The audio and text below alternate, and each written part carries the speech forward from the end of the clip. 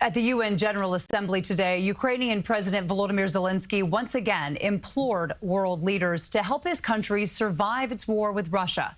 His speech perhaps seemed more empowered after meeting with President Trump and a major reversal in policy position from the White House.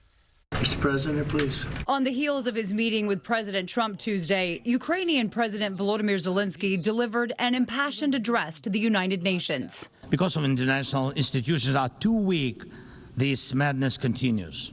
Zelenskyy begging the UN to act now as his country continues to defend itself against the Russian invasion 3.5 years into the conflict. People are still dying every week. Yet there is no ceasefire because Russia refuses. The facts are simple. Stopping this war now, and with it, the global arms race is cheaper than building underground kindergartens or massive bunkers for critical infrastructure later.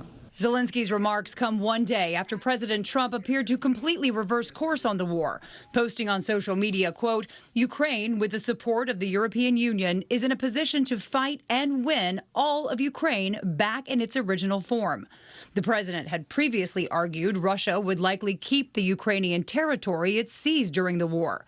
The White House now returning to the position promoted by the Biden administration. The U.S. helps NATO and NATO helps Ukraine. This is an acknowledgement by President Trump, even though he would never admit it, that he's been played by Vladimir Putin for 8 months now. Zelenskyy told the body Ukraine is ready to share its advanced weapons technology to fight what he called the existential threat Russia poses to the world. In the end, peace depends on all of us, on the United Nations. So don't stay silent while Russia keeps dragging this war on.